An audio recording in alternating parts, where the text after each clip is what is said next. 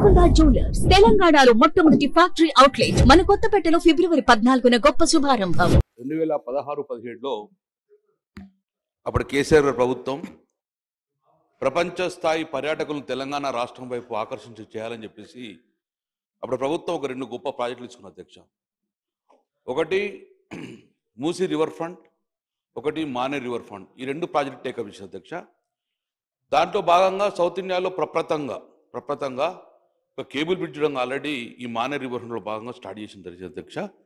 దాని తర్వాత 450 కోట్లతోటి అప్రూవల్ తీసుకున్నాం. టెండర్ ప్రాసెస్ స్టార్ట్ అయిపోయింది అధ్యక్ష. అలా ఇరిగేషన్ మరియు R&B మరియు టూరిజం 3 డిపార్ట్మెంట్ ద్వారా ఒక మానే రివర్ ఫ్రంట్ స్టార్ట్ చేసింది అధ్యక్ష. మొన్ననే గౌరవ ముఖ్యమంత్రి గారు రేవంత్ రెడ్డి గారు మూసీ రివర్ ఫ్రంట్ను టేకప్ చేద్దామని చెప్పారు అధ్యక్ష. నేను ఇక్కడ ఫైనాన్స్ మినిస్టర్ గారు ఉన్నారు, వారిని కూడా రిక్వెస్ట్ చేస్తాను అధ్యక్ష.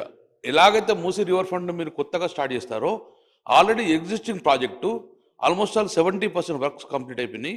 మిగతా 30% కంప్లీట్ చేస్తే అది రాష్ట్రానికి కూడా ఒక పర్యాటకులు ఆకర్షితంగా ఉంటుంది.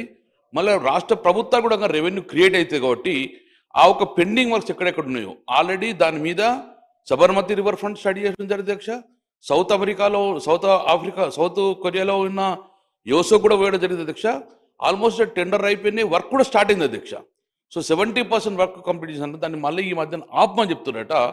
సో మనకు దాన్ని కంప్లీట్ చేస్తే అది అసెట్ అవుతుంది, తెలంగాణ రాష్ట్ర ప్రభుత్వానికి అసెట్ అవుతుంది.